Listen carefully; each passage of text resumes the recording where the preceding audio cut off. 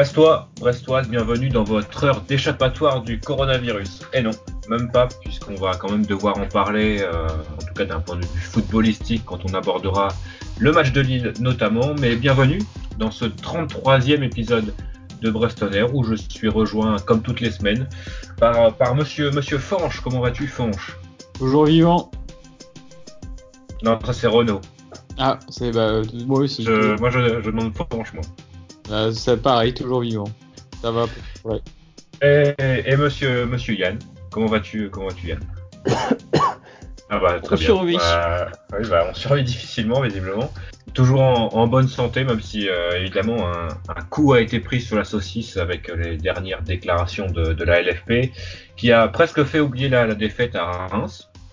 Mais on va y revenir de cette défaite à Reims de samedi dernier, avant de faire 2 ou 3 news et de causer de la réception, ou en tout cas du moins ce qui en ressemble, la réception de Lille. Ce sera samedi à Francis-Lebey dans un stade donc vide. On commence directement par le Reims-Brest de samedi dernier. Rapidement, je vais vous demander, avant que je commence, on a pas mal discuté déjà de ce match. Il y a quelques points sur lesquels on est en désaccord. Donc voilà, je vais vous demander de vous parler d'un peu de la rencontre, et puis j'enchaînerai avec mes arguments. Enfin, je pense qu'on est assez d'accord avec Fanche, c'est qu'on ce match-là, on l'a vu 15 fois cette saison, enfin, on l'a vu 10 fois cette saison à chaque déplacement à l'extérieur. Je pense que, sans vouloir nous jeter des fleurs, ce qui s'est passé, c'est exactement ce qu'on avait annoncé dans le dernier podcast, c'est-à-dire une équipe un Stade Brestois qui concède un but un peu bête et qui derrière se heurte à un mur et ne sait pas le faire. Voilà, bon, il y a eu la question des pénaltys, là encore, c'est tout con, hein, mais c'est un élément comme un autre. Il n'y a pas eu de progression depuis le début de saison. On a tiré 5 pénaltys, on en met un seul. Même celui qu'on met n'était pas franchement bien tiré. Si. Voilà. Oui, si c'était Ferris. Si. C'est vrai. Autant pour moi, oui. Oui, mais enfin voilà, on reste sur cette idée-là qu'on a depuis le début de saison à l'extérieur, c'est que ça ne progresse pas. Alors je vais rebondir et je vais te rejoindre, Yann, sur les grandes lignes de ce que tu dis. C'est effectivement le même constat à l'extérieur match après match, et c'est ce qui m'embête un petit peu, c'est l'absence totalement de progression. On a longtemps pu compter sur les matchs à domicile pour s'en sortir. On l'a plutôt très bien fait jusqu'au match d'Angers. Alors on va peut-être mettre le cas d'Angers sur la thèse de l'accident. C'est possible de perdre un match à domicile. On a vu qu'Angers avait opposé une résistance et un bloc très bas. Là, en revanche, on sait que le contexte actuel fait qu'il n'y aura plus de match à domicile finalement, parce que l'intérêt du match à domicile, ce n'est pas de jouer dans son stade, mais c'est de jouer avec ses supporters et de jouer dans une ambiance et dans une atmosphère qui te porte et où tu te sens vraiment chez toi. Là, les Brestois vont pendant 3 matchs face à des grosses équipes, donc tu as encore plus besoin de tes supporters pour prendre un point par-ci par-là. On parlera un petit peu plus tard de l'inquiétude et de la fin de saison peut-être. Mais sur le match de Reims, une déception énorme. On a ce penalty qu'on loupe encore une fois. Moi, j'ai pas compris pourquoi il fait jouer Mendy devant. Pourquoi encore plus c'est Mendy qui frappe le péno. C'est dans un club bien organisé, c'est pas Benjamin n'importe quoi. Alexandre Mendy, excusez-moi, qui n'a pas joué depuis 5 matchs, qui doit tirer le penalty. C'est un taulier, un joueur qui prend ses responsabilités, qui a joué des dizaines et des dizaines de matchs cette saison sous le maillot brestois, qui doit frapper fort, qui doit frapper en force. Mais qui ne doit pas faire un tir comme ça à mi-hauteur, c'est une faute professionnelle selon moi. Je crois que Quentin t'a utilisé ce terme d'ailleurs pour parler du penalty. Pour moi, c'est une faute professionnelle. Voilà, le match en lui-même, après, y a rien à dire. De toute façon, on n'a rien proposé d'intéressant à mon sens. On sait pas défendre.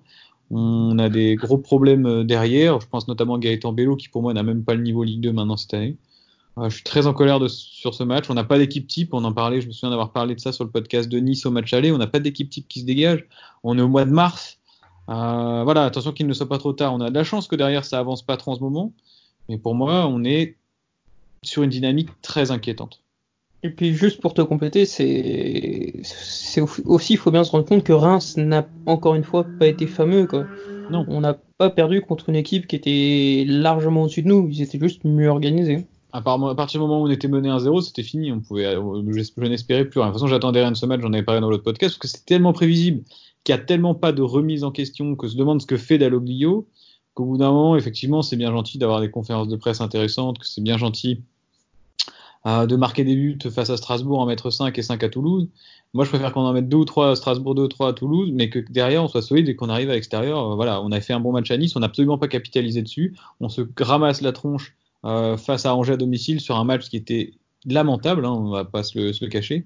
Là, je suis inquiet, je suis très inquiet. Plus inquiet pour le Stade Brestois que par le coronavirus. C'est dire. Oui, c'est dire. C'est-à-dire, on en est là.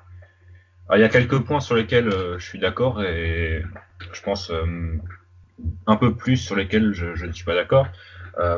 Donc je suis quand même d'accord pour dire que le match de Brest est finalement en adéquation avec les qualités des joueurs du Stade brestois et aussi ce qu'on a vu il y a 10 jours contre Angers. Alors je ne sais pas si vous avez quelque chose à reprocher au niveau de la composition d'équipe. Est-ce que c'est celle que j'aurais mise en place? Sûrement pas, mais il n'y a pas beaucoup de points sur lesquels elle diffère.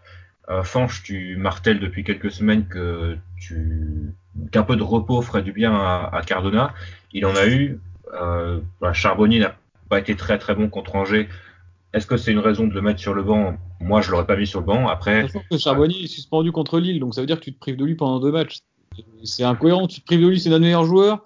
Même à 80%, il a un Mendy dans chaque jambe. Enfin, c'est se tirer de balle dans le pied. Alors, je pense qu'Olivier Dalloglio, c'est pas que je pense, c'est d'ailleurs que j'en suis sûr, n'a pas les meilleures relations du monde avec Gaëtan Charbonnier ainsi qu'avec d'autres joueurs de l'effectif qui sont notamment pro-Furlan depuis des années. On va pas se cacher la vérité. Mais au bout d'un moment, tu mets un petit peu ton ego de côté, tu sauves le club, tu sauves l'équipe et on passera à autre chose l'année prochaine, quoi. Alors, ceci étant, c'est difficile de demander à une équipe avec Batokyo, Belkebla au milieu de terrain et Diallo, qui revenait d'ailleurs pour ce match, qui n'a pas fait un mauvais match d'ailleurs pour sa reprise. Mais c'est difficile de demander à une équipe avec ces 3 joueurs-là de déplacer une équipe comme Reims. Face à ce genre d'équipe, on n'a pas vraiment les qualités et le talent pour les mettre en difficulté sans qu'ils ne fassent d'erreur. Et Reims, justement, et Angers, donc il y a 10 jours, sont typiquement 2 équipes qui savent ne pas faire d'erreur. Alors Reims en a fait une. On n'a pas su capitaliser dessus parce que tu l'as mentionné à juste titre parce qu'on a encore raté un penalty alors que voilà un but aurait sûrement suffi pour prendre un match nul et prendre un point et face à ce genre de défense donc c'était quand même l'une ou la meilleure de Ligue 1. C'est la meilleure. C'est voilà tu l'as dit et je le redis, c'est une erreur de professionnel de tirer un penalty comme cela par rapport à responsabilité et à l'adversaire encore plus. C'est Reims et Angers, on parle pas de Marseille, on parle pas de Rennes, c'est Reims et Angers. Reims qui est un promu de l'année dernière. Mais il y a beaucoup plus d'espace contre Marseille que contre Reims ou Angers. Mais il y a beaucoup moins de qualité à Angers et à Reims. Il y a pas que l'idée d'espace. Ok, ils sont regroupés, mais dans ces cas, tu trouves d'autres solutions. Mais est-ce qu'on a les joueurs pour trouver d'autres solutions? Il faut changer sa manière de jouer. On a essayé qu'une seule chose à l'extérieur depuis le début d'année. Et ça restera les mêmes joueurs. Mais c'est pas, oui, mais non, mais c'est d'accord que ça reste les mêmes joueurs. J'entends bien. Mais dans ces cas-là, tu essayes de faire autre chose. Tu remets pas Batokyo, Belkebla, Diallo. Dans ces cas-là, tu changes quelque chose. Tu mets qui? Je sais pas. Tu mets Paul Lannes. J'en sais rien. On a déjà essayé Paul Lannes. Moi, je suis pas vraiment d'accord. En tout cas, tu te prives pas de Charbonnier sur un match comme ça. Ça, je suis d'accord. C'est déjà rien que lui techniquement. Déjà que tu vas pas faire le jeu avec Batokyo, Belkebla et Diallo. Si en plus ton meilleur joueur, ton meneur de jeu. Voilà. Après Cardona, effectivement, j'avais dit qu'il fallait le reposer. Quand je l'ai vu remplaçant, j'ai pas hurlé. Ça c'était plutôt cohérent. Mais dans ces cas-là, tu testes autre chose. On avait Mbok qui jouait avec la B. Pourquoi Mbok joue en B? Pourquoi Magnetti ne joue jamais? Dans ces cas-là, tu trouves des solutions alternatives. Après, si on a. Après moi, si je vais rejoindre l'avis de Quentin, c'est que, en même temps, je vais faire un peu la conciliation des deux, c'est que, ok, tu peux considérer qu'effectivement, t'as pas les joueurs pour aller battre Reims, pour réussir à bouger leur bloc, mais je pense que tu as au moins les joueurs pour réussir à fermer ton bloc. Parce que là, Reims ne marque qu'un seul but, mais ils ont quand même 2-3 grosses occasions en première mi-temps. L'Arseneur fait plutôt un bon match. Il y a la barre de Reims. C'est très discours de Ligue 1, bien sûr, les vieux discours éculés de Camboire, mais quand tu sens que tu peux pas gagner un match, tu dois faire en sorte de pas pouvoir le perdre. Là, on perd que 1-0, mais la note peut être plus lourde à mon sens. Pour moi, à 0-0, le match est plutôt équilibré. Autant on sent que Reims peut faire la différence plus facilement parce que je pense qu'ils ont des meilleurs joueurs. Autant on fait pas un mauvais début de match. Jusqu'au but, on est plutôt dans le match, quoi. Il y a la grosse occasion où l'Arseneur, c'est sur un corner, il me semble, encore un corner. où Larsonneur sort une très grosse parade à bout portant. Il y a la barre, mais la barre c'est quand même un exploit personnel, c'est une frappe. Ouais, il n'arrivera pas à les mettre comme ça tous les matchs. Donc pour moi, il y a pas, enfin, il y a pas raison de s'alarmer plus que ça. Après, effectivement, est-ce que moi je ne suis pas assez exigeant ou vous l'êtes trop, ça je ne sais pas. Mais pour moi, je peux pas être trop exigeant avec une équipe qui n'a pas les qualités pour ce qu'on lui demande de faire.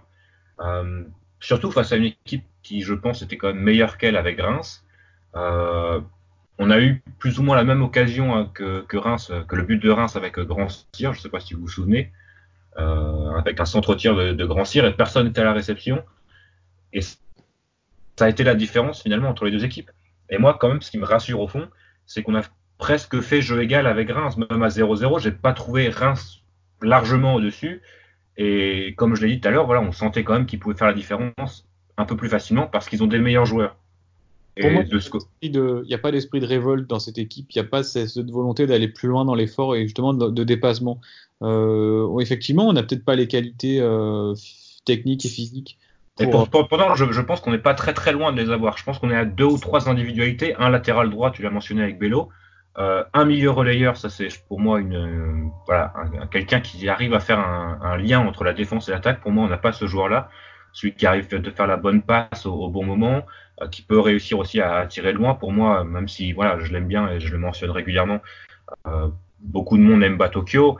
En Ligue 1, c'est un peu limite, quoi. Pour jouer le milieu de tableau, c'est compliqué. Et il faut aussi un buteur.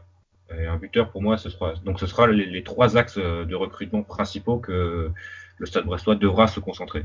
Là, je suis totalement d'accord avec toi sur les 3 profils que tu as ciblés. Je pense qu'effectivement, ils sont cruciaux et absolument indispensables pour l'année prochaine si on se maintient en Ligue 1. Mais dans ces profils-là, il faudra également soit prendre en parallèle ou alors sur ces postes-là, des joueurs qui ont l'expérience de la Ligue 1 et des joueurs qui peuvent remobiliser un effectif et quand ça va mal. Parce qu'on a très peu souvent, à part à Nice notamment, très peu souvent réussi à égaliser, ou trop peu souvent en tout cas, et à montrer qu'on avait du caractère. Là, les déclarations d'après-match, elles sont terribles. On voit Gaëtan Bilot qui est limite hilar, qui dit on a manqué de caractère. Oui, mais si ça te fait rire, va sur la touche et laisse ta place à quelqu'un, quoi. Lui, on dirait qu'il vit la Ligue 1, il est content d'être là, d'accord, mais c'est pas Disneyland, hein. Moi, c'est vraiment cette mentalité de l'équipe qui me gêne un petit peu maintenant, dans le sens où il y a certains joueurs qui sont à fond, hein, j'en doute pas, quand je vois des Brendan Chardonnay et tout, bon, on peut absolument rien leur reprocher, mais d'autres qui sont peut-être un petit peu trop là en dilettante et qui, voilà, je trouve un Johan Cour au comportement qui me plaît pas trop sur la deuxième partie de saison, des choses qui me déplaisent. Et voilà, au vu du calendrier, moi je maintiens mon inquiétude, quoi. Je peux pas être rassuré depuis ce que je vois depuis le match d'Angers. Là où moi je vais te rejoindre sur l'esprit de révolte, et c'est parce que au final, je sais que notamment Franche l'a dit, on a été assez complaisant avec Olivier Dalloglio jusqu'en ce début de saison, parce que globalement il y a eu beaucoup de points positifs, mais semaine après semaine, il y a quand même un point moi qui me marque en écoutant toutes ces conférences de presse avant et après match, c'est que c'est clairement pas un entraîneur qui va te donner envie de te mettre le cul par terre. Je veux dire, peut-être que ce manque de volonté, il vient aussi peut-être du fait que ça n'accroche pas forcément avec tous les joueurs. Tu l'as dit, Gaëtan Charbonnier ne semble pas être en très bon terme avec lui. Julien Faussurier, a priori, c'est pas forcément le grand amour non plus depuis son écart. Enfin, j'ai pas l'impression qu'il y ait des joueurs qui soient prêts à vraiment à donner leur vie pour aller défendre Olivier Dalloglio, comme ça pouvait être le cas avec Jean-Marc Furlan. Alors justement, je reviens sur Jean-Marc Furlan. L'année dernière, on est monté en Ligue 1. On avait un effectif avec, quand on voit Belkebla, Diallo en Ligue 1 qui ne font absolument pas tâche, forcément, tu te dis qu'en Ligue 2, même s'ils ont progressé depuis, c'était vraiment au-dessus du lot. Mais on n'avait pas non plus un effectif, quand on regarde derrière, Quentin Bernard, bon, Anthony Weber, c'est solide, mais il y avait surtout une cohésion d'équipe et une cohésion avec le staff, voilà, qui était très très forte et qui a fait un groupe exceptionnel. On a revu des images. Et pour autant, moi, j'étais pas forcément un fan de Furlan dans toute sa communication et tout. Mais au moins, on peut lui reconnaître ça, c'est d'avoir créé. Et peut-être c'était également ce qui cause sa perte ailleurs, hein, d'avoir créé vraiment des joueurs qui le suivent jusqu'à la mort quelque part et qui ont du mal à travailler avec d'autres. Là, on sent pas ça cette année entre l'effectif et le nouveau staff. On n'est pas dans le groupe au quotidien pour le voir, donc c'est difficile de juger. C'est un avis personnel et pas des infos que je donne. Hein. Mais on sent pas vraiment cette osmose d'une équipe qui va se battre et faire corps pour aller jouer son maintien. Là, je regardais le match d'Amiens. Amiens, ils sont vraiment pas très bons. Et à Marseille, ils arrivent à l'égaliser à l'OM, à tenir, à ramener ce point. Ils le font contre le PSG. Ils vont prendre un point à Lyon. À Nîmes, là c'est un petit peu mieux en ce moment, mais c'est pareil. J'ai peur qu'on se soit trop tôt dit que c'était gagné. Après, tu l'as dit, c'était exceptionnel. Et Oui. c'est quand même très rare de voir une telle osmose entre des joueurs qui continuent de se voir quand ils vont en vacances ensemble. Et là on en est Euh, très loin. Bah, peut-être entre les joueurs, quoi, mais peut-être pas entre le joueur et l'entraîneur. Ouais, c'est un peu C'est ça. dommage. Et puis je dirais que c'est à double sens parce que bien sûr tu peux avoir un groupe qui n'accroche pas avec l'entraîneur, mais j'ai aussi l'impression que l'entraîneur n'accroche pas spécialement avec son groupe. Je l'ai souvent dit, je trouve qu'il protège jamais, mais vraiment jamais ses joueurs. En fait, il y a certains le prendront comme une insulte, d'autres comme un compliment, mais je trouve qu'il a un peu un côté Christian Gourcuff. C'est-à-dire qu'il a des très bonnes notions tactiques, c'est quelqu'un qui est vraiment très intelligent, qui peut avoir d'excellentes analyses, mais franchement, j'ai l'impression que humainement, c'est un professeur, quoi. Il y a un blocage. Après, c'est important de rappeler aussi qu'il est quand même resté 7 ans à Dijon. Oui, c'est Donc, sûr, c'est jamais facile voilà. non plus de changer ainsi de groupe, etc. Non, Mais non, mais que c'est aussi que ça a marché pendant 7 ans à Dijon. Même l'année où il se fait virer, ils font un très très bon début de saison. Après, ouais, apparemment, il y avait des soucis de recrutement, mais ça montre aussi que ces joueurs, ils accrochent. Généralement, ils accrochent sur Olivier Dalloglio. Ouais, après, dans ces déclarations d'après-match, moi, ça me dérange aussi de lire, voilà, encore au mois de mars, des termes comme la naïveté, on joue pas mal, on arrive à se créer des occasions, c'est pas très net, enfin, on est naïf, on dirait qu'on est en fin de préparation, quoi. C'est au début de championnat. Moi, je trouve cet homme a des qualités, évidemment, c'est pas un mauvais entraîneur. Je pense, tu dis, Quentin, à juste titre, qu'il est resté 7 ans à Dijon. Tu restes pas 7 ans dans un club dans le football professionnel aujourd'hui si t'es une pipe, c'est sûr, hein, il a prouvé. Mais peut-être simplement qu'à Brest, ça ne marche pas.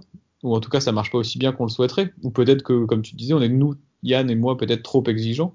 Et qu'après 2 matchs, on s'énerve trop rapidement. Mais pour moi, le mal est plus profond. Bah, moi, c'est pas tant que ça que je suis exigeant, c'est juste que j'ai peur qu'en cas de crise profonde, c'est-à-dire, je pense pas que ça arrivera cette saison, mais si la saison prochaine, on se retrouve 19e, 20e, à 4-5 journées de la fin, je suis pas certain qu'il ait la capacité d'insuffler la révolte. Et c'est un peu ce qui s'est passé à Dijon, la saison où il est viré. Il démarre très bien, puis après, bah, Dijon n'arrive tout simplement pas à repartir une fois qu'ils sont coulés. Après, c'est vrai que tu parlais de Kombouara et tout. Mais On va quand il même avait un effectif. je préfère quand même avoir un entraîneur comme Olivier Dalloglio avec des principes de jeu, avec ses qualités et ses défauts, qu'un mec comme René Girard ou Comboiré. Donc c'est pas facile de trouver la perle rare non plus, quoi. Ah oui, même humainement, je préfère Dalloglio à Cambaré et Gérard. Mais C'est vrai. Après, Yann, juste tu disais pour l'année prochaine, si on est ceci, on est cela. Moi, je parle de l'année actuelle, hein. Pour moi, la saison, on sait pas, peut-être aussi bien elle sera suspendue comme en Italie. D'ailleurs, je trouve que ce serait logique, puisqu'il n'y a plus d'équité dans le championnat. Mais on n'est pas maintenu encore. On n'est pas maintenu et on n'est pas maintenu du tout. Du tout, du tout. Ceci étant, faut mettre quand même les choses en perspective. Mieux vaut aujourd'hui être supporter de Brest que de Nîmes. On a quand même 34 points en 28 journées. Je pense que, enfin, je sais pas vous, mais peut-être que, est-ce que vous auriez signé en début de saison avec 34 points en 28 journées et une 14e place? Moi, je pense que oui, parce que je ne voyais pas à cette place-là, à ce moment-là de la saison, avec un effectif qui, quand même, a majoritairement un niveau Ligue 2, ou en tout cas le niveau Ligue 1,5. Oui, ça je te rejoins. Mais le problème, c'est que comme tu dis, tu mets en perspective. Moi aussi, je mets en perspective. On a vu des choses parfois intéressantes. On est arrivé à 34 points début février et force est de constater qu'on n'avance plus, quoi. C'est vrai aussi. Mais on a quand même aussi pris un point sur Nîmes sur les 3 derniers matchs. C'est ça qu'il faut regarder finalement. Finalement, est-ce que c'est pas ça le principal? C'est Même peut-être ça. si la série n'est pas bonne, à Nîmes elle n'est pas meilleure, et finalement c'est quand même Nîmes sur lequel il faut se concentrer plutôt qu'un Metz ou un Saint-Etienne qui ne sont pas tirés d'affaire mais qui ne sont pas 18e. Donc voilà. après, si on revient vraiment au tout début du podcast, en début de saison, qu'on avait fait nos pronostics et qu'on avait étudié le calendrier, on s'était dit que ça serait quand même bien d'être quasiment maintenu fin mars. À mon sens, Et encore, on savait pas qu'il y aurait 3 matchs à huis clos ou plus. oui. Encore Mais plus peut-être à ce moment-là. du coup, moi, je reste sur ma logique qu'il faudrait 38-40 points pour être sauvé. Donc, si on suit notre logique de début de saison, théoriquement, on n'a que 4 ou 6 points à prendre en un mois. Il en faudra plus. Il en faudra au minimum 41-42. Nîmes, il reste 12 matchs. Non, c'est 10 matchs. 10 matchs, ils vont au moins prendre 12 points, je pense. Je suis pas trop inquiet personnellement, dans le sens où Et on rappelle si qu'il y a Nîmes un arrive à Brest-Nîmes. Oui, en plus. en plus. Donc, Non, personnellement, je suis pas trop inquiet. Non, bah pour l'instant, pour moi, il n'y a pas vraiment de raison d'être inquiet à l'heure actuelle. Après, ça peut venir parce que, voilà, comme tu l'as dit, Fanche, on va jouer des équipes qui sont individuellement, du moins selon moi, au-dessus, collectivement peut-être un peu moins que des Reims ou des Angers, et qui pour moi, si peut-être un peu plus les qualités de l'effectif du Stade Brestois. Mais maintenant, voilà, ils sont à huis clos et moi, quand j'ai un peu pris mes notes pour ce podcast, c'était pas encore annoncé que les matchs étaient à huis clos. Donc effectivement, je suis un peu plus inquiet parce que, comme tu l'as dit à juste titre, Fanche, on va pas jouer à domicile, et jouer à domicile, c'est pas jouer dans son stade, c'est jouer avec ses supporters. Mais pour l'instant, il y a quand même pas de raison d'être inquiet plus que ça. Bah, le truc, c'est qu'il faut, avant le match de Nîmes, oui, on a 7 points, d'accord, mais avant le match de Nîmes, il faut qu'on ait toujours 3 ou 4 points.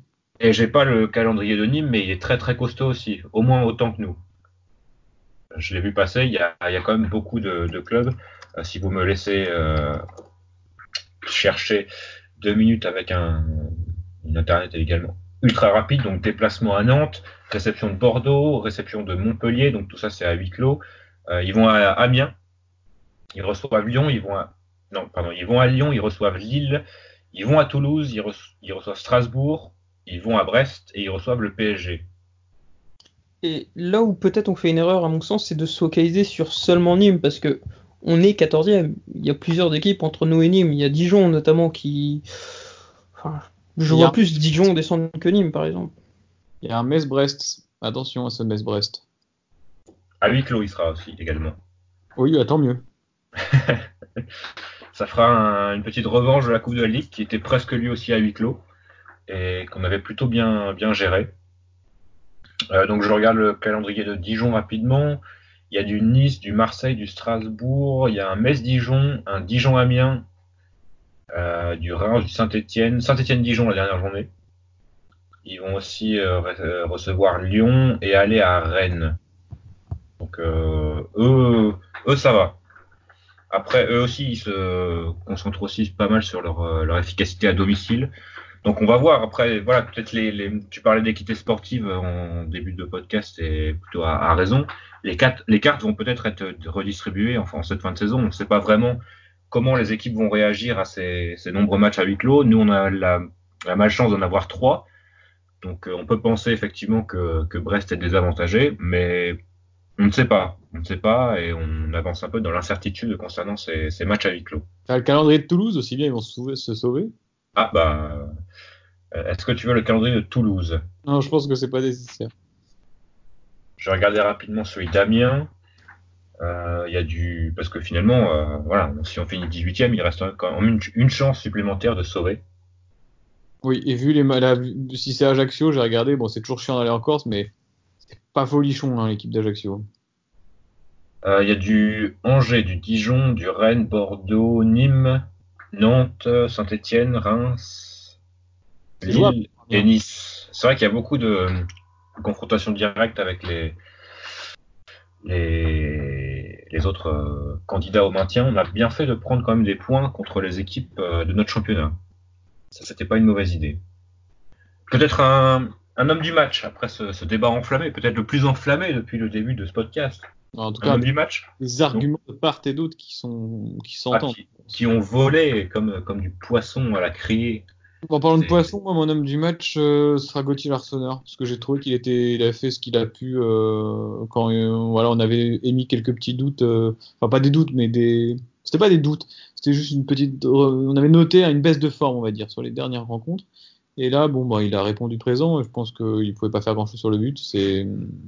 Voilà, j'ai pas vraiment de Brestois. Ils m'ont tellement énervé que voilà, je mettrais Gauthier Larsonneur. Peut-être pas un Alexandre Mendy? Non. Aïe. Yann? J'aurais peut-être dit Larsonneur aussi, mais là où c'est intéressant quand même, je pense, pour Larsonneur, c'est qu'il a vu en face sur quel point il peut progresser, parce que Rajkovic a fait un très très bon match, même s'il n'a pas eu d'arrêt incroyable à faire. Je pense que ça peut être celui sur Duverne est quand même très très fort. Voilà, mais c'est le seul, mais dans son comportement, dans ses sorties, je pense que ça peut être un exemple pour l'Arsenal. Donc bon, c'est quand même un Brestois que je dois donner en homme du match, donc je vais plutôt aller chercher peut-être Romain Perraud dans le sens où, pour le symbole, dans le sens où voilà, l'équipe a été mauvaise, mais et c'est le cas depuis plusieurs semaines, c'est peut-être un des seuls qui a été moyen plus quoi. Et qui est toujours irréprochable dans l'état d'esprit, lui. Oui. Ce qui est quand même un plus dans une équipe qui tente de se maintenir. Oui, ça c'est vrai que lui, on peut compter dessus. De mon côté, on va mettre Harris. Harris dans la lignée de ses performances régulières, même si voilà, il manque, comme je l'ai dit tout à l'heure, il manque ce petit dépassement de fonction qu'il ne sait peut-être pas faire. Il n'y a pas de souci là-dessus. Mais voilà, généralement, on parle d'état d'esprit. Harris, c'est la définition d'état d'esprit. D'autres joueurs, peut-être qui vous ont peut-être un peu moins plu. Le reste. Ouais. Le reste, moi je vais juste revenir sur Alexandre Mendy parce que après tout, il peut rater un penalty, ça arrive. Non. D'autres l'ont raté. Par contre, voilà, il peut quand même essayer de le tirer un peu mieux avec un peu plus de. C'est ça le truc. Alexandre Mendy dégage une image d'un joueur nonchalant et en fait, il a tiré le penalty de manière nonchalante. Donc à partir de là, il y a un souci. J'aurais préféré voir un Samuel Grandsir, par exemple, tirer le penalty. Je pense qu'il a les qualités pour être un bon tireur de penalty. Il est plutôt adroit devant le but, pardon. Mais encore pire, pour moi, c'est l'attitude d'Alexandre Mendy après son penalty raté. Un peu naïvement, je pensais qu'après un penalty manqué, il aurait été un peu redevable par rapport à ses partenaires avec des tentatives de rachat, un peu plus de course, un peu plus de pressing, un peu plus d'envie au duel, un peu plus de disponibilité, mais il n'y a rien eu de tout ça. Et il a continué à vagabonder sur le front de l'attaque, à continuer de préférer d'empêcher son adversaire de jouer le ballon plutôt que lui-même jouer le ballon. Et ça m'a énervé, mais à un point. Enfin, je comprends pas pourquoi il n'est pas sorti à la mi-temps, quoi.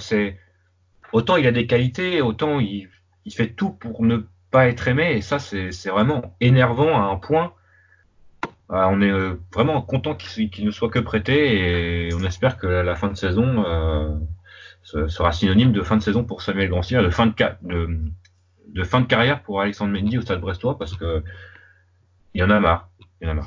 Et là où je te rejoins, ça m'a encore plus déçu que personnellement, avant le penalty, je le trouvais pas trop mauvais, plutôt utile. Et non, il a même pas continué dans sa ligne, et quand vraiment il s'est écroulé. Ouais, c'était le coup de gueule. J'en fais pas souvent, mais là, après le penalty, j'avais vraiment envie qu'on prenne 4-0, tellement j'étais dégoûté du football. Heureusement, on n'a pas pris 4-0, mais c'était un peu tout comme. Et c'est honteux la manière dont il tire. Qui est-ce qui va prendre le ballon? Il n'est pas légitime pour tirer ce péno, ça m'a énervé aussi, bref. C'est vrai que quand tu le vois que c'est lui qui se présente et qui pose le ballon sur le point de penalty, déjà t'es pas confiant. Hein, tu chies un peu dans ton froc parce que tu sais. En fait, il n'y a pas eu de surprise dans ce penalty, quoi. On s'attendait à un tir de merde. Et il y a eu un tir de merde. Donc, c'est vraiment décevant au plus haut point. Tu parlais de tous les autres. Hein, je pense qu'on va peut-être pas tous les mettre dans le même bateau, mais est-ce qu'il y a vraiment besoin de revenir sur telle ou telle performance individuelle?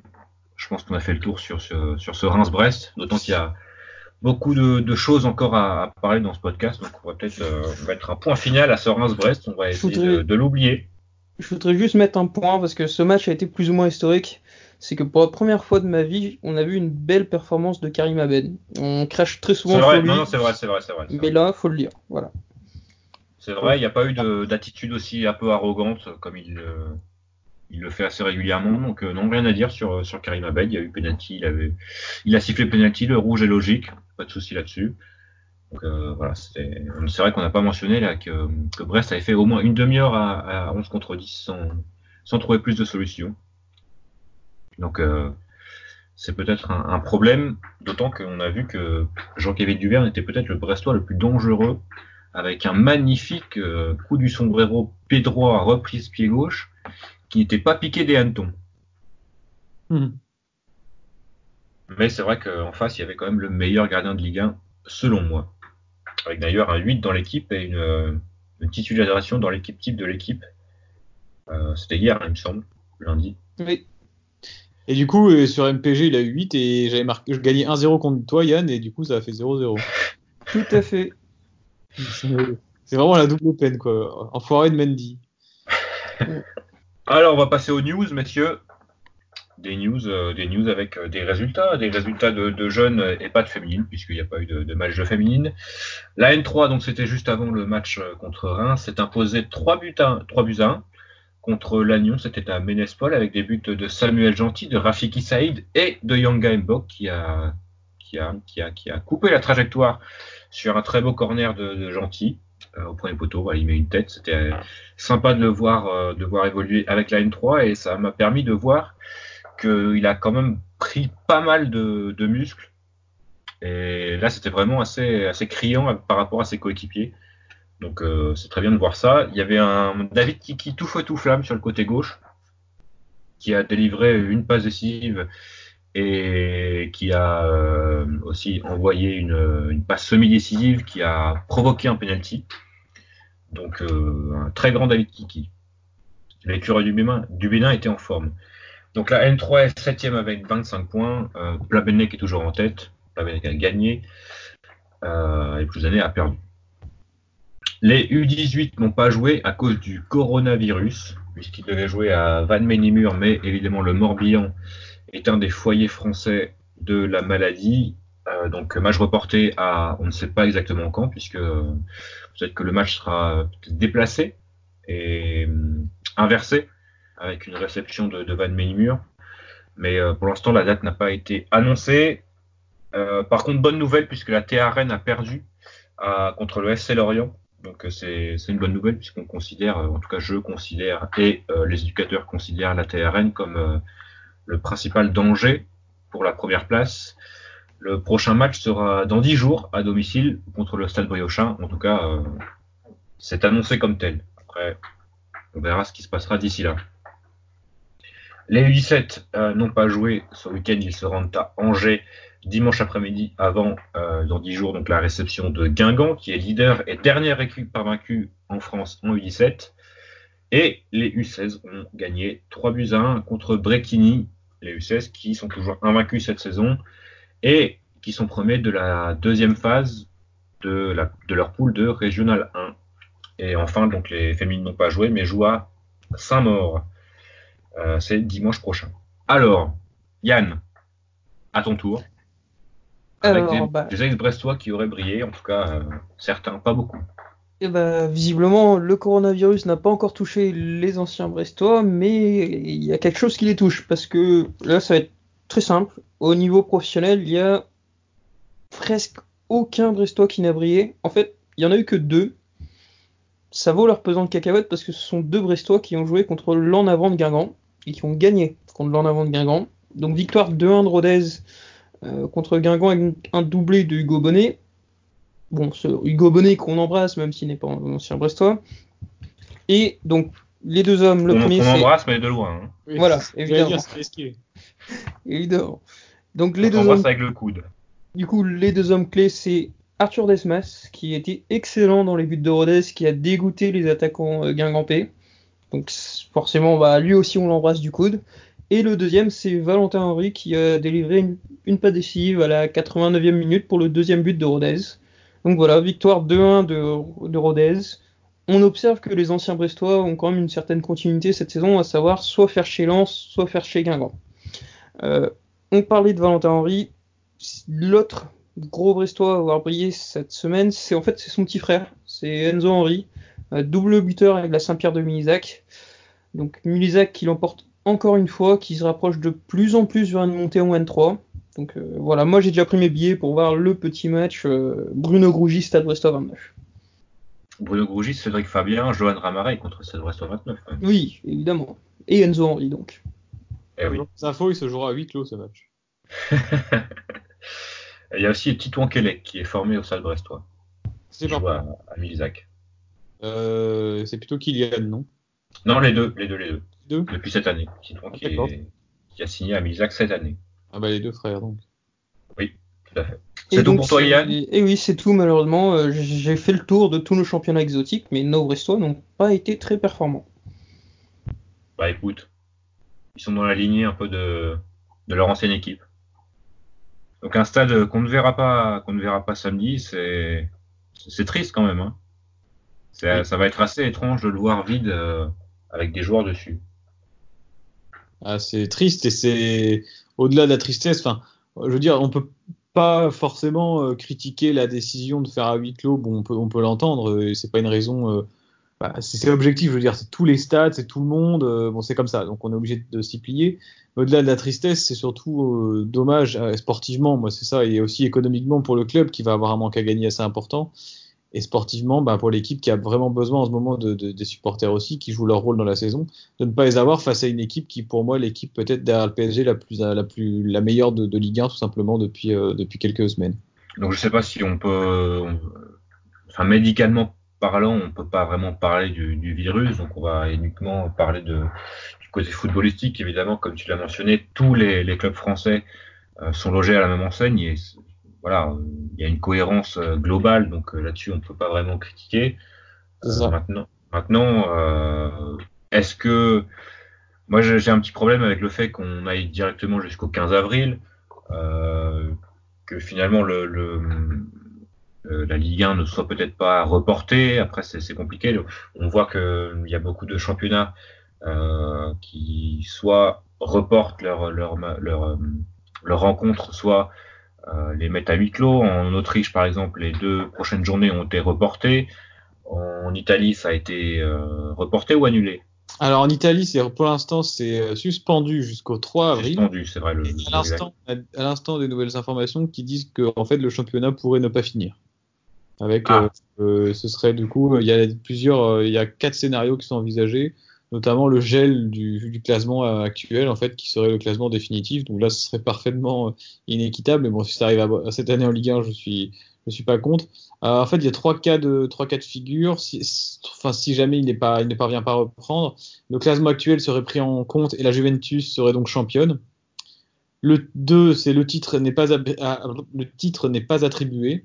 Ou 3, mise en place de barrages pour le titre et pour le maintien.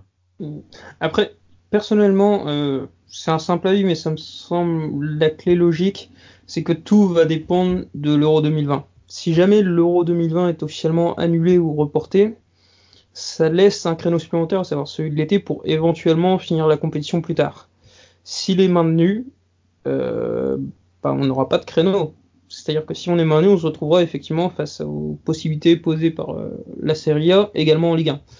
Après, Donc en fait, c'est pas cohérent de reporter l'Euro qui dure jusqu'au 12 ou 13 juillet pour faire jouer la Ligue 1 à ce moment-là, parce que dans ces cas-là, tu peux faire jouer l'Euro. Enfin, c'est... non, mais tu ferais jouer en juillet, août, et tu reprendrais la saison suivante un peu plus tard. Ouais, mais ouais, je sais pas si c'est et très... comment ça se passe niveau mercato? Bah Après, voilà. voilà, Voilà. tu connais pas les tenants et les aboutissants. On te demande ça comme si tu étais dirigeant de l'UEFA et que tu gérais un peu les affaires. Je, Mais voilà, comment ça se passerait en cas de mercato? je pense que Euh, même eux ne le savent pas encore, hein. Bah, Mais tout le monde est pris un peu de court, Hum, hein. c'est ça. C'est quand même quelque chose d'exceptionnel qui se passe. Ah, Donc voilà, on va pas en parler médicalement parce qu'on n'est pas, comme dirait Jürgen Klopp, on va pas demander à un médecin de donner son avis sur la compo de Liverpool. Ça n'a pas de sens, hein. Donc on va rester sur le côté pragmatique, footballistique de cette pandémie. Et encore, on n'a peut-être pas toutes les armes pour en parler avec beaucoup de comment d'intelligence peut-être. Mais ouais, il faut quand même en discuter. Et pourquoi ne pas arrêter la saison? Voilà, c'est la question. Ouais, je pense que ça réglerait quand même beaucoup de problèmes. bah, on Ou arrête la saison. alors, ou alors on recommence la saison. Non, bah, on arrête la saison et pas de Et montée. voilà, pas de montée, pas de descente. Et... Allez Lorient! Et comme ça fait 1 an de plus de vannes. Et ça, tout le monde est content là finalement. Oui, puis voilà, non mais on repart avec le même calendrier si vous voulez, les mêmes joueurs, mais voilà, bon. Non, non, mais je sais pas comment ça va se passer, parce que là, techniquement, tu disais, c'est à huis clos jusqu'au 15 avril. C'est ça. Rien ne dit que ça ne va pas être prolongé. Enfin, bon, c'est. De toute façon, c'est exceptionnel. On ne peut rien y faire. C'est des décisions qui ont ni queue ni tête. Moi, quand je vois qu'on interdit les stades de foot, notamment même en Ligue 2, où parfois tu as des matchs à 3000 personnes, et qu'à côté de ça, les écoles, dont certaines, il y a plus de monde, avec des enfants qui peuvent transmettre la maladie chez eux partout, restent ouvertes. Qu'en Italie, tout est fermé, qu'en Espagne, là, c'est huis clos. Enfin, il n'y a aucune cohérence globale. On parle d'Union européenne. L'Union européenne, à la moindre petite crise, ça, j'ai l'impression que la cohérence vole en éclats. Donc, moi, ça me dépasse complètement. Il n'y a pas de jurisprudence non plus. Non, parce C'est que compliqué de se baser sur un événement précédent parce qu'il n'y en a pas. En Italie, la dernière suspension de championnat, c'est 1915 à cause de la guerre. Donc, Voilà. les gens qui étaient là, qui ont pris les décisions, ne sont certainement plus très frais pour en parler. Mais voilà, il faudra prendre une décision, je pense. Là, on voit à l'instant, l'Italie annonce 9077 nouveaux cas aujourd'hui. 1000 nouveaux cas, quoi. Et d'un coup, bim, ils annoncent par milliers maintenant, les mecs. Et donc, Enfin, pour donner un ordre d'idée, en Allemagne, ça va être à huis clos. Enfin, selon les cas, il y a des matchs qui ne sont pas à huis clos. Mais ce seront les premiers matchs à huis clos depuis le début de la Bundesliga il y a 40 ans. Ou 50 ans plutôt. Oui, d'accord. Ouais. Donc, c'est dire voilà, c'est mesure exceptionnelle à événement exceptionnel, quoi. C'est vraiment quelque chose qu'on a jamais vu. Tu disais, on n'a pas la compétence pour parler, on n'a pas la compétence ni le recul pour parler de choses dont on ne maîtrise pas. Enfin voilà, l'intérêt, l'idée, l'essence même de cette maladie, c'est médical. Nous, on est simplement des observateurs de foot. On peut en juger que par le prisme du sport, mais c'est vrai que c'est un petit peu étonnant de voir la gestion globale de la situation. Le principe de précaution, il prévaut pour le foot et le sport. Et à côté de ça, le métro, t'as tout le monde qui va dedans, t'as le ministre de la Culture qui est touché. Enfin bref, les mecs ils nous disent, enfin c'est faites ceci, mais eux ils le font pas. Enfin je comprends pas. J'ai du mal à suivre. En tout cas, ça va quand même sacrément bouleverser nos habitudes et aussi Mais ça va quand même bousculer nos habitudes. Ça va faire quand même bizarre et rien que le fait de voir un bollard vide et un speaker en état d'ébriété, peut-être. C'était quand même assez étrange de voir des matchs dans un stade vide et surtout ça va être étrange de le voir pendant un mois. Enfin, c'est 3 matchs à domicile à huis clos pendant un mois, il y a de quoi se foutre une balle. D'autant plus que si la situation sanitaire ne s'améliore pas, Roxana Maracineanu, donc qui est ministre des Sports, a parlé en ces termes des huis clos, en disant que ça deviendrait une doctrine. Une doctrine, ça veut dire que voilà, on va l'appliquer bêtement, sans réfléchir, dès qu'il y aura le moindre petit risque. Si c'est pas réglé, donc ça va jusqu'au 15 pour l'instant, ça peut aller plus loin que le 15. Donc pensez pour les gens qui ont pris leur billet pour aller à Strasbourg le 18, on croise les doigts que ce soit pas annulé. On croise les doigts. Lavez-vous les mains, messieurs, dames. Lavez-vous les mains. Oui. Et tous ensemble, on arrivera à éradiquer cette pandémie. Honnêtement, il y a juste un dernier point que je pense qu'on doit aborder. Si jamais un joueur de Ligue 1 venait être contaminé, oui, je pense que le championnat est fini. Ouais, c'est possible ça. Est-ce que quelqu'un quelqu'un donne son corps pour la science? Alexandre Mendy, oh. Ah, si je donne des idées, moi, Non, c'était là pour ça. T'as une plateforme qui est faite pour ça. 14 jours d'ITT, là, et voilà, terminé. De quoi s'entraîner à tirer des penalties. Ah, j'ai vu qu'en Italie, à l'instant, des équipes arrêtent de s'entraîner, justement. Oui, le Milan AC, il me semble, a arrêté de s'entraîner. La Fiorentina également. Alors, je vais, si tu me laisses une seconde, et je pourrais être totalement... Mais on peut parler aussi de l'Inter qui a... Youth League. Qui a déclaré forfait pour toutes les compétitions de jeunes et pas uniquement la Youth League, mais les championnats nationaux également. Bizarrement, je sais pas exactement où est Bergame en Italie, mais le match de Youth League entre Bergame et Lyon s'est joué normalement. Bergame, c'est à côté de Milan. Hein. Ouais, voilà, donc c'est pile dans la zone à risque. Oui, c'est dans le nord de l'Italie, en fait, c'est à quelques kilomètres de Milan, à l'est de Milan. Donc c'était assez quand même étrange de voir ça. Ça s'est joué à huis clos, hein. Oui, ça j'imagine quand même, mais rien que le fait de se déplacer là-bas pour un club comme Lyon, ça doit quand même un peu être oui, d'ailleurs, Lyon problématique. Oui. Donc voilà, chaque club fait un peu comme bon lui semble, prend ses dispositions selon les risques qu'il considère. Donc on n'est pas à l'abri. Après, voilà, on parle d'Italie, mais la France n'est pas encore au seuil de l'Italie malade. Et on est encore plutôt assez loin. Mais Après on n'est aussi, pas à l'abri que ça arrive. t'as raison de dire qu'on est assez loin en nombre de malades, mais il faut aussi comprendre un truc, c'est que en Italie, ils testent beaucoup plus de monde. Donc fatalement, il y a des gens qui sont porteurs du virus, qui sont des pistes en Italie. En France, on teste que les gens qui ont des gros symptômes. Donc voilà, les chiffres, faut faire attention aussi à la manière dont ils sont utilisés. Peut-être qu'en France, on en a autant, on ne sait pas. Bienvenue dans ce coronavirusionnaire. On va parler un peu football. C'est pas ça. Merci, Jamy. Alors, parlons un peu football. Parlons Jonathan Iconé, qui est suspendu, notamment du côté lillois, puisque voilà, malheureusement, il y a quand même un match qui va se dérouler samedi soir. Il y a un match important. Un match dangereux pour le Stade Brestois face à une équipe qui est en forme, qui vient de battre Lyon, qui elle-même était plutôt en forme ces derniers temps. Donc, ça va être un match compliqué. On va le répéter encore, mais sans les supporters, donc évidemment, ce sera encore plus compliqué. Voilà, on reste sur deux défaites consécutives. Il est possible la série s'élève à 3 après ce match. Oui, la série va même s'élever à 3 selon moi quand je vois le niveau de Lille avec des joueurs vraiment. Il connaît qui a été très très bon contre Lyon. J'ai dû regarder à peu près tous les matchs de Lille, je pense moi, depuis au moins un mois et demi. Il connaît qui était d'ailleurs dans l'équipe type de l'équipe également, comme Rajkovic. Des joueurs lillois, je pense au duo à la paire Benjamin André, Renato Sanchez au milieu de terrain qui est vraiment excellent. Renato Sanchez sur les coups de pied arrêtés, les corners notamment. Comment ne pas citer Osimhen devant? Exceptionnel, hein, vraiment physiquement incroyable. En plus, maintenant qu'ils sont repassés dans un système à 2 devant avec Osimhen associé avec Loïc Rémy, ça marche très bien. Loïc Rémy qui a marqué son 14e but de la saison, je crois, toute compétition confondue. Bamba, lui, qui est un petit peu moins bien peut-être. Bon, en tout cas, devant, c'est très costaud. Derrière, il peut y avoir de la place. Bradaric n'est pas forcément une assurance tout risque. La défense centrale Fonte n'est pas forcément le Fonte de la plus grande époque. Donc, il peut y avoir de la place. Mais voilà, pour moi, c'est vraiment la puissance offensive lilloise qui me fait très peur. Et je pense qu'on va énormément souffrir contre cette équipe. Sans les supporters en plus, ça risque d'être très dur. Moi, ce qui me fait très peur côté lillois, je vais être un peu en désaccord avec toi, Franck, c'est un peu le fait qu'il soit ultra complet. C'est-à-dire que pour moi, c'est peut-être une des seules équipes du championnat qui peut arriver en disant, on va mettre le bus derrière et ça va marcher, ou on va jouer l'attaque à fond et ça va marcher. Enfin, je trouve que c'est un effectif qui sait faire à peu près tout. Faut aussi souligner le mérite de Christophe Galtier. Hein. Je sais que certains sont pas fans, mais pour moi, c'est peut-être un des meilleurs entraîneurs français actuellement en Ligue 1. Je suis d'accord.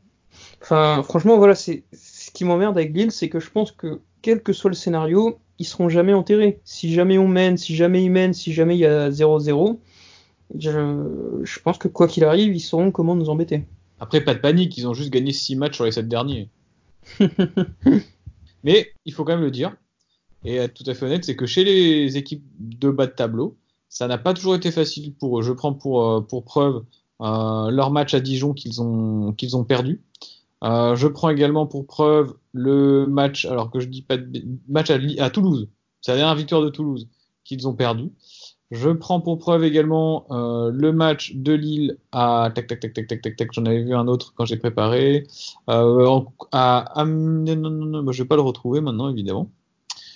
Mais à Amiens, voilà, c'est ça, Amiens, défaite à Amiens, défaite à Reims. Bon, à l'extérieur, c'est peut-être un petit peu plus compliqué pour les Lillois. Il faudrait, voilà, même si évidemment la notion d'extérieur domicile est un petit peu galvaudée maintenant, mais et bafouée. Mais en tout cas, il y a peut-être moyen de prendre un point. Un point, ce serait pas mal.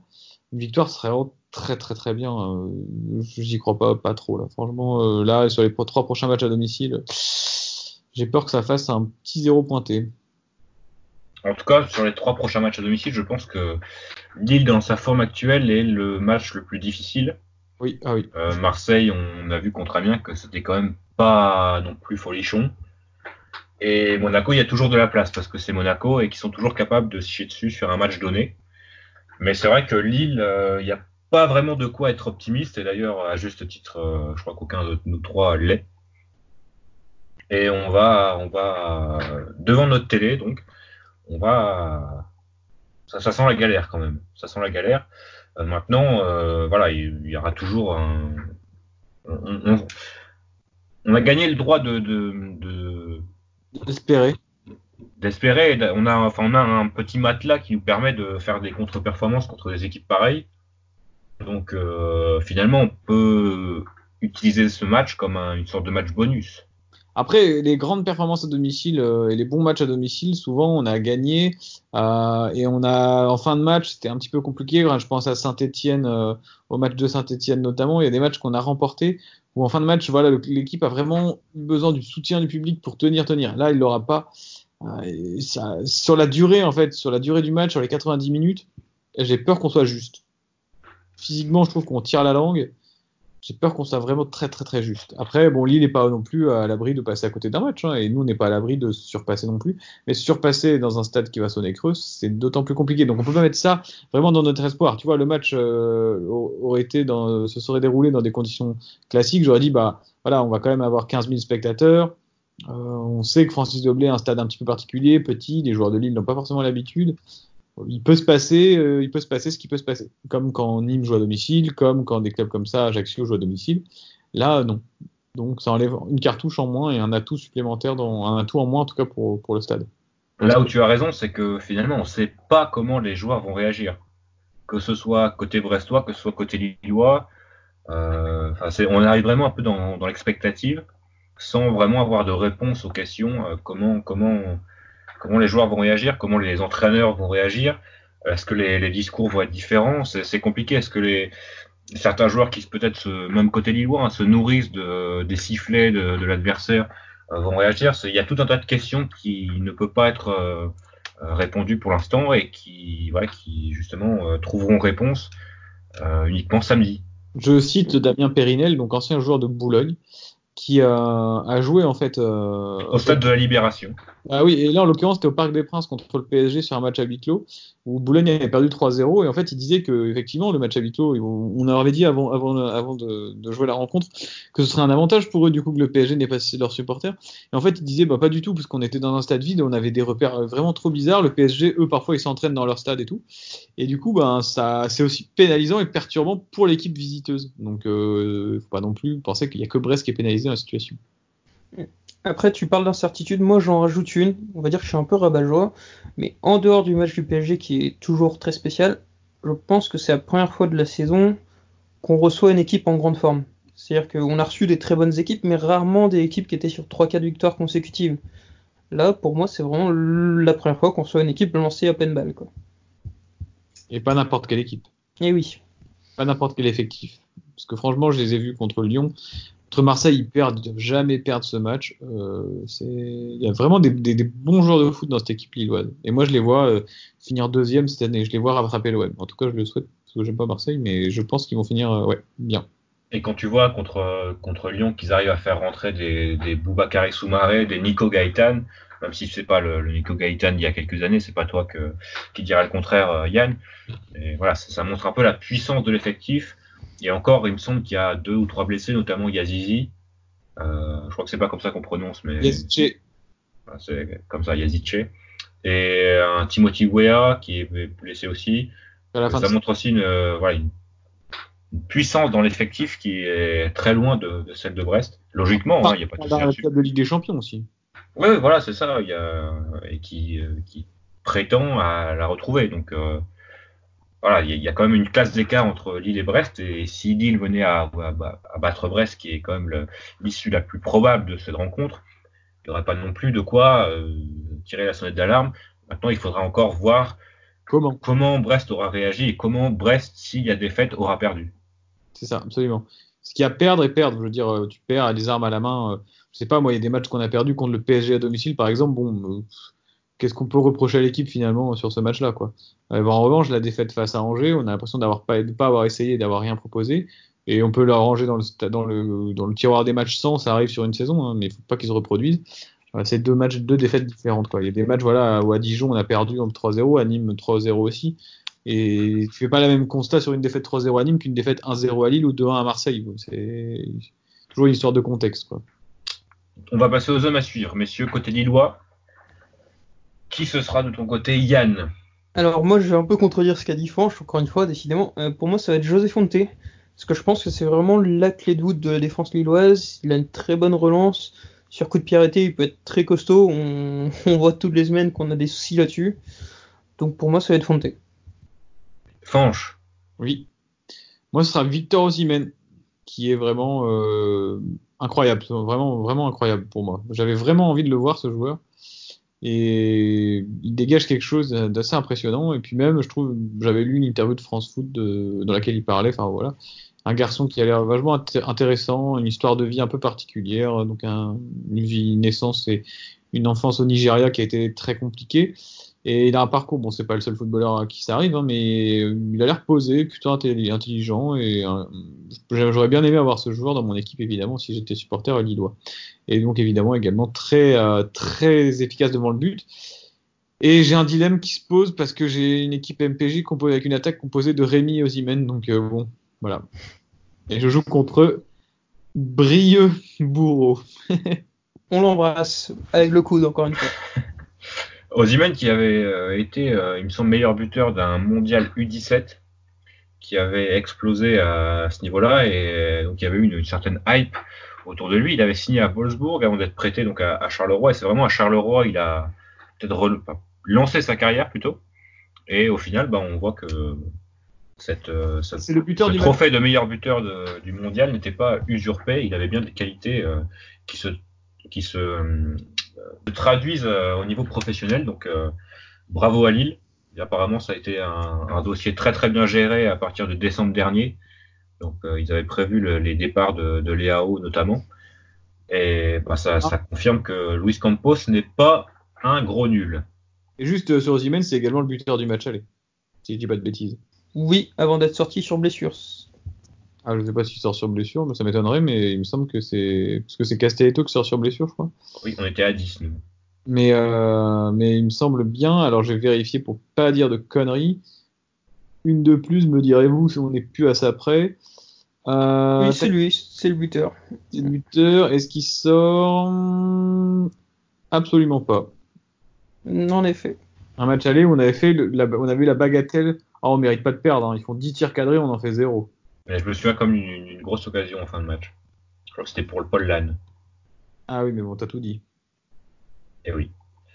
Ça aurait pu être pour Alexandre Mendy. Alors de mon côté, ça va être Renato Sanchez.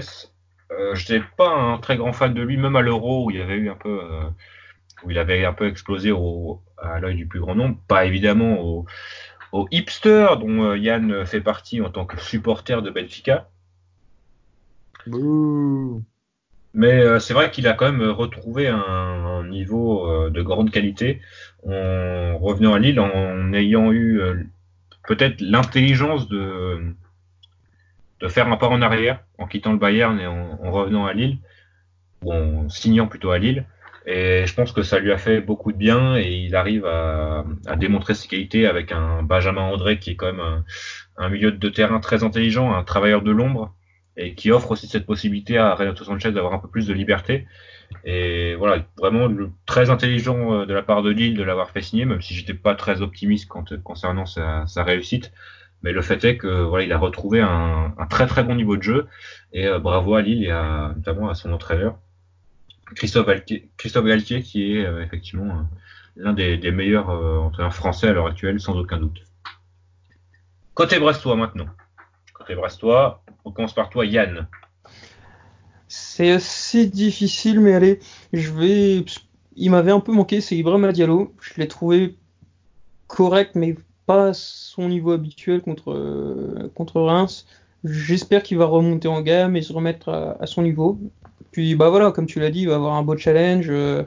Renato Sanchez difficile à cadrer, c'est pas le seul au milieu qui est compliqué à cadrer côté lillois. Donc Diallo. Fanch. C'est moi. Alors, j'ai du mal à me décider sur mon homme à suivre, tant la composition, j'ai du mal à la lire. Je vais dire Cardona, après avoir eu du repos, voir comment est-ce qu'il revient justement, parce que j'avais parlé du fait que je souhaitais qu'il ait un petit peu de repos sur ce match-là face à Reims, ou en tout cas un match donné. J'attends de voir comment maintenant il va réagir, quoi. Et puis est-ce qu'il peut éventuellement remarquer, se remontrer un petit peu plus décisif et puis se montrer un petit peu plus tranchant parce que je l'avais trouvé un petit peu moins justement ces derniers temps. Donc Irving Cardona, on aura bien besoin de lui. Et de mon côté, ce sera Jean-Kéké Dudu, Jean-Kévin Duverne. Donc le gros test pour Duverne, qui était, il me semble, pas rentré dans l'équipe à partir du match aller. Enfin, il n'était pas encore titulaire indiscutable au match aller. Ou je me trompe? Non, il était pas ça doit être son 2e ou 3e match, il me semble. Ah oui, puisqu'il fait un peu une petite erreur sur le but lillois. Mais là, gros test pour Jean-Kéké Dudu. Donc à voir, il sera aussi important dans la première relance, face à une équipe qui est plutôt bonne dans le pressing. Donc on va avoir besoin de ses qualités techniques aussi pour si on veut se procurer des occasions et si on veut rien que sortir de notre camp, quoi. Je veux dire, ça va être ça peut-être la premier objectif de cette rencontre. Ça va être bien sortir de notre camp pour essayer de mettre en difficulté des Lillois qui, en transition, sont peut-être, en transition défensive du moins, avec des latéraux qui sont très offensifs. Il y aura peut-être moyen de faire quelque chose sur les côtés. Donc voilà, il faudra que Jean-Kéké Dudu... Du côté de Bradaric, oui, notamment, oui. Et il faudra que justement que Jean-Kéké Dudu trouve les milieux défensifs qui, eux, pourront orienter notamment sur le côté droit, donc sur le côté de Bradaric, ou alors qu'il oriente lui immédiatement sur un côté. Messieurs, des pronostics. C'est l'instant pronostic, l'instant argent, l'instant... Est-ce que j'aurais pas gagné mon prono la semaine dernière? Moi, je l'ai gagné aussi. Et il me semble que moi, je l'ai perdu. Une fois. Et voilà, comme quoi. Alors, moi, il faut que je regarde les cotes de ce match, du coup, si elles sont en ligne. Est-ce que, justement, les cotes vont être modifiées par ces huis clos? Ah bah oui, Brest à 4-10. Je pense pas que Brest aurait été à 4-10 avec le public. Quoique. Peut-être à 3,50 ou quelque chose. Ouais, ça aurait pas été non plus un 20. Tac, il y a les buteurs et tout. Ok, buteur. Je vais commencer pendant que tu réfléchis. Oui. Je vais donner Lille qui gagne avec les deux équipes qui marquent. C'est coté à 3,60. J'aime bien un petit 2 ou 3-1 pour Lille, donc voilà. Moi qui suis d'habitude peut-être le plus optimiste des trois, voilà, on en est là. C'est vraiment que ça va mal. Moi j'ai trouvé. Ça va très mal. Vas-y, on t'écoute. Osimhen premier buteur à 4-10. Donc Osimhen ouvre le score. D'accord. Bon bah finalement ça va être moi le plus optimiste, que moi je vais aller jouer le match nul à 3,40. Ça se tente. Bah écoute, puisses-tu avoir raison, puisque comme on l'a dit, un point, pas grand monde qui est optimiste, et si on a des optimistes dans les supporters brestois, il faudrait vraiment avoir des arguments en béton pour nous convaincre, tant la différence actuelle entre les deux équipes semble importante. Mais écoutez, on va quand même espérer, hein. C'est du football finalement. On va pas vous souhaiter bon match si vous allez au stade, parce que vous n'allez pas aller au stade, à moins que il y ait peut-être des failles dans le système. Ce sera un appel juste. Si vous possédez un appartement qui est sur le stade Francis Leblay, n'hésitez pas à nous contacter. Oui, à nous inviter également. On amène tout ce qu'il faut, pas de souci là-dessus. La bonne idée. C'est vrai que il y a des couilles en or qui vont se faire. Enfin bref. On va vous dire la semaine prochaine, hein, même heure, même endroit. Oui, on espère pour nous, on nous le souhaite en tout cas. Et malgré tout ça, allez Brest, messieurs dames. J'étais sûr qu'il allait la faire. Allez, à plus, à l'ours. Allez Brest, Canao. Le branle-bas de la croisière et dans la planche baleinière. Jean-Boué, notre brigadier, son bol est caplé un peu sur le côté. Me rappelle mon bâtiment, c'était le bon temps, celui de mes 20 ans.